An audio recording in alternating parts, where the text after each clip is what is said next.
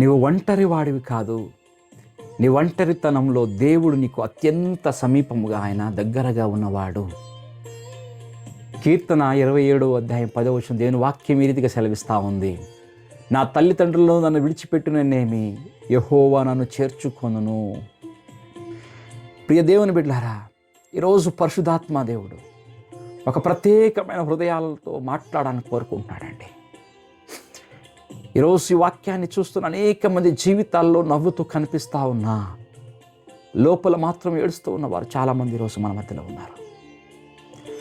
గమనించండి, ప్రజల మధ్యన జీవిస్తున్న హృదయంలో మాత్రం ఏదో వెలితి తీవ్రమైన ఒంటరితనంతో పోరాడుతున్న వారు ఈరోజు మన మధ్యలో చాలామంది ఉన్నారండి. రాత్రి అందరూ నిద్రపోయిన తర్వాత ఎవరికి తెలియకుండా దిండు తడిపేవారు కన్నీళ్లతో ఉన్నారు ఈరోజు మన మధ్యలో. నన్ను ఎవరు అర్థం చేసుకోవడం లేదు, నాతో ఎవరు మాట్లాడడం లేదు, నన్ను ఎవరు ప్రేమించేవారు లేరు, నన్ను ఎవరు గుర్తుపెట్టుకునేవారు లేరు, నేను బ్రతికినా చచ్చినా వ్యత్యాసం ఎవరికి కూడా పెద్ద తేడా లేదు అనే ఆలోచనలో ఉన్నవారు ఈరోజు చాలామంది ఈ కాలంలో మన మధ్యలో ఉన్నారండి.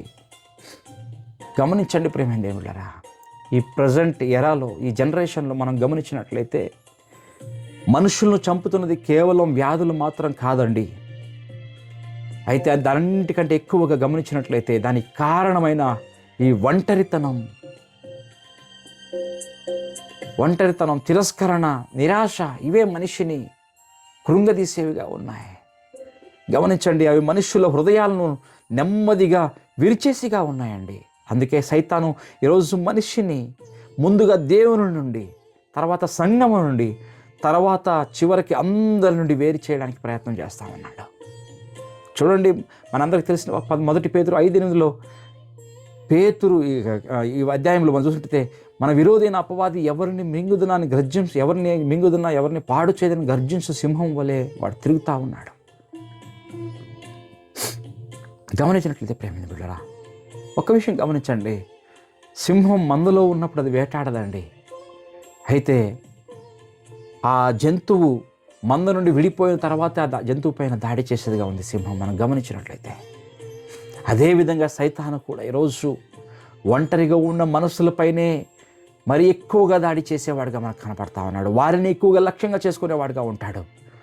ఈరోజు దేవుడు నీకు ఒక మాట చెప్తా ఉన్నాడు. అయితే వీటన్నిటి మధ్యలో కూడా దేవుడు మనకు ఒక వాగ్దానం ఇస్తూ ఉన్నాడు. ఈరోజు, నేను నిన్నెన్నడు విడువను, నిన్నెన్నడు ఎడబాయను.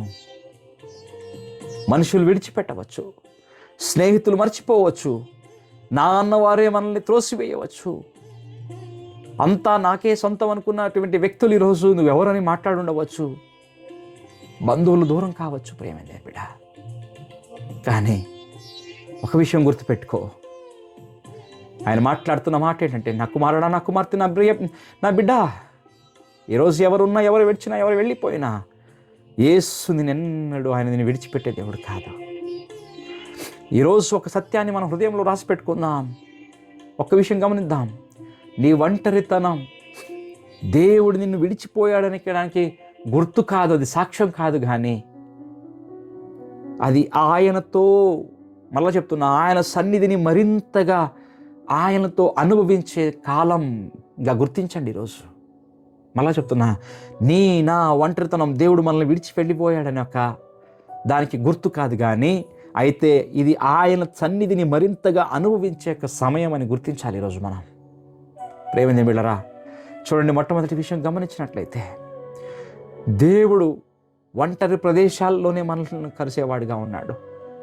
ఒంటరితనంలోనే ఎక్కువగా ఆయన సంధించేవాడుగా ఉన్నాడు, ఆయన దర్శించేవాడుగా ఉన్నాడు. మనకు ఒక శ్రేష్టమైన ప్రవక్త కనపడతా ఉన్నాడు. 1 రాజుల గ్రంథం 19వ అధ్యాయంలో ఏలియా ప్రవక్త కనపడతా ఉన్నాడండి. ఈ ఏలియా ప్రవక్త జీవితంలో కొన్ని గంటల ముందు ఒక గొప్ప కార్యాన్ని కర్మేలు కొండపైన, కర్మేలు పర్వతం పైన 450 మంది బయలు ప్రవాదుల్ని ఆయన ఓడించిన ఒక వ్యక్తి, దేవుని యొక్క మహిమను దింపిన వ్యక్తి. ప్రేమ బిడ్డ, దేశం అంతా కూడా దేవుని మహిమను ఆయన ద్వారా చూసింది ఆ రోజు.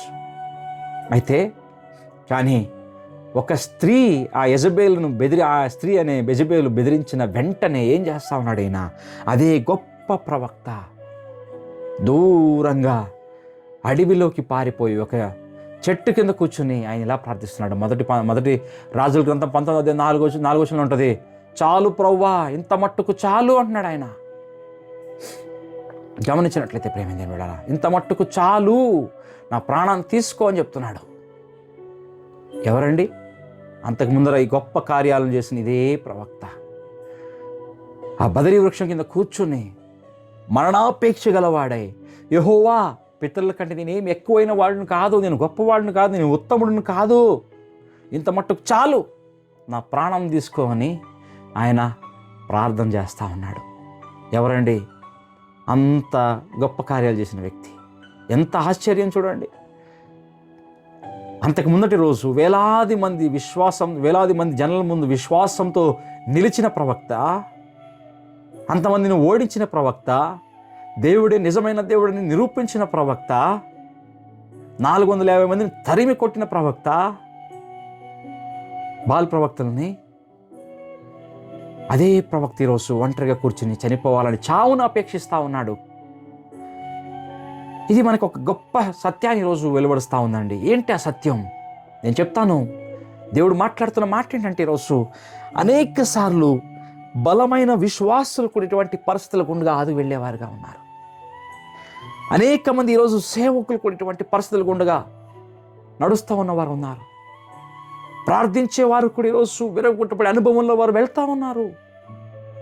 నలగొట్టబడిన అనుభవాల గుండగా వారు వెళ్తూ ఉన్నారు. అటువంటి దేవుని సేవకులు కూడా ఈరోజు ప్రేమ బిడ్డలారా, విశ్వాసం గొప్ప విశ్వాసాలు అనుకునే ఎంతోమంది వ్యక్తులు కూడా ఈరోజు కన్నీళ్లు కారుస్తూ ఉన్నారు.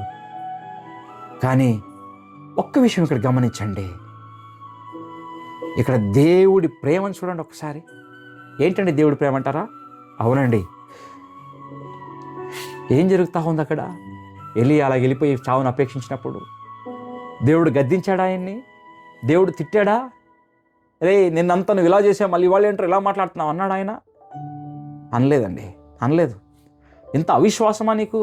నిన్నే కదా నా కార్యాలను చూసావు అన్నాడా? అనలేదు, అడగలేదు అలాగా. కానీ దానికంటే మొదట ఆయన ఏం చెప్తున్నాడంటే, మొదట తన దేవదూత ద్వారా ఆయన ఆహారాన్ని అందించాడు, దాని తర్వాత విశ్రాంతినిచ్చాడు, దాని తర్వాత ఆయన శ్రేష్టమైన సమాధానకరమైన బలమైన మృదు స్వరంతో ఆయనతో మాట్లాడాడు. చూసారా? ఎందుకంటే ఒక్క విషయం గమనించండి, దేవుడు మన పరిస్థితిని మార్చక ముందు మన హృదయాల్ని స్వస్థపరిచే దేవుడు అయి ఉన్నాడు.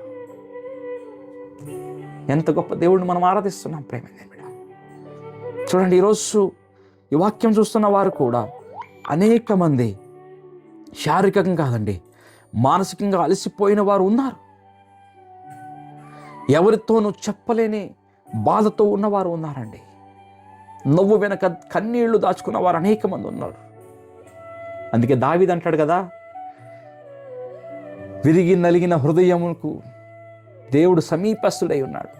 కీర్తన 34:18 దేవుని వాక్యం సెలవిస్తూ ఉంది. విరిగి నలిగిన హృదయాలకు ఆయన ఆసనుడు అని దేవుని వాక్యం సెలవిస్తూ ఉందండి. నీ హృదయం విరిగినప్పుడు దేవుడు దూరం కాలేదు, కానీ ఇంకా దగ్గర అవుతా ఉన్నాడు ఆయన. గమనించండి, ఒక చిన్న ఉదాహరణ చూసుకుందాం.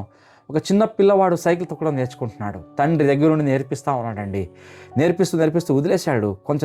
తండ్రి కొంచెం దూరంలో నిలబడి చూస్తూ ఉన్నాడు ఆయన తొక్కడం. అయితే సడన్గా పడిపోయే పరిస్థితి వచ్చింది. వెంటనే ఏం చేస్తాడు తండ్రి? నుంచి చూస్తాడా? లేదండి, దగ్గరికి వెళ్ళి పడిపోవడానికి ముందే ఆ పిల్లవాడిని ఎత్తుకున్నాడు.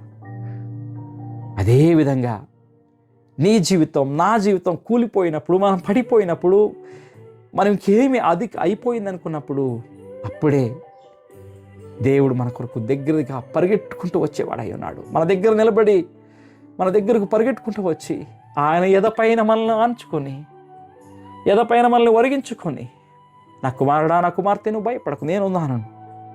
యెషయా 41:10 భయపడవద్దు, నీకు నేను తోడై ఉన్నాను, నేను బలపరిచేదను, నీకు సహాయం చేసి, అందుకే వాగ్దానం ఇచ్చాడు దేవుడు. నీ ఒంటరితనం చూడండి, గమనించండి. రెండో విషయం గమనించుకున్నట్లయితే, నీ ఒంటరితనాన్ని ఎవరు ఈరోజు అర్థం చేసుకోకపోయినా ఒక వ్యక్తిని నేను అర్థం చేసుకునే వాళ్ళు ఉన్నారు, పూర్తిగా అర్థం చేసుకునే వాళ్ళు ఉన్నారు. ఆ వ్యక్తి ఎవరో కాదు, మన ప్రభువైన యేసుక్రీస్తు. అవునండి. ఎందుకు?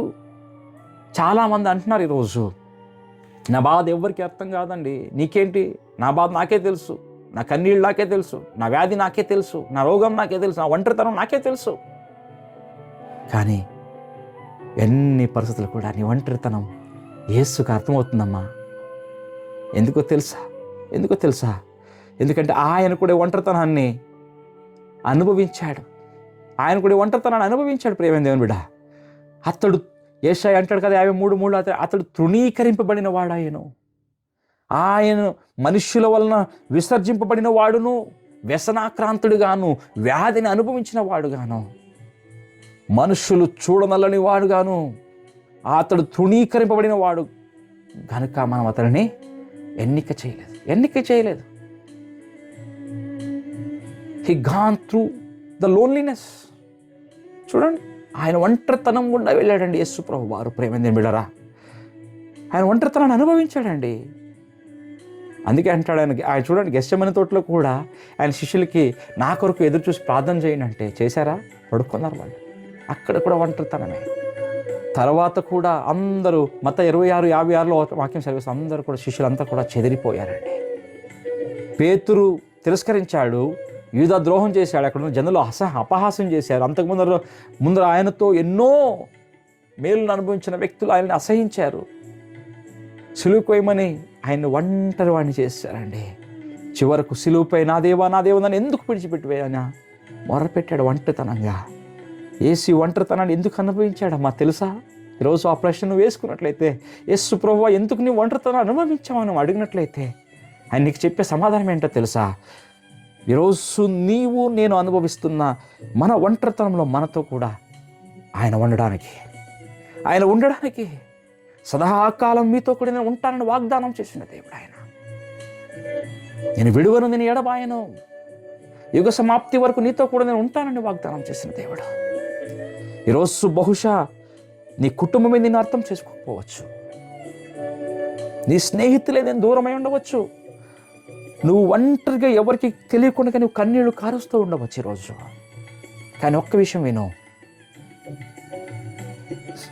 నీ కన్నీళ్లు 56 వాక్యం అంటది, ఆయన బుడ్డిలో అవి దాచబడ్డాయంట. అంటే నీ కన్నీళ్ళు ఎంత అమూల్యమైనవి ఒక్కసారి గ్రహించుకో. ఆయన దృష్టిలో నీ కన్నీళ్లు నేలపై పడక మునుపే అవి దేవుని దృష్టిలో పడేదిగా ఉన్నాయి. నీ బాధను మనుషులు మర్చిపోవచ్చు ఈరోజు, దేవుడు మాత్రం నీ కన్నీటిని కూడా చూస్తాడు. నీ కన్నిటిని మర్చిపోడు ఆయన. దేవుడు మాత్రం నీ కన్నిటిని మర్చిపోడు. ఎవరు మర్చిపోయినా గనక, ఎవరున్నా ఎవరు లేకపోయినా, ఎవరు అర్థం చేసుకోకపోయినా, ఈరోజు యేసు ప్రభు వారు నేను అర్థం చేసుకునే ఉన్నాడు కనుక ఒంటరితనంలో నీకున్న సహాయం వైపు నువ్వు తిరుగు, ఆయన వైపు.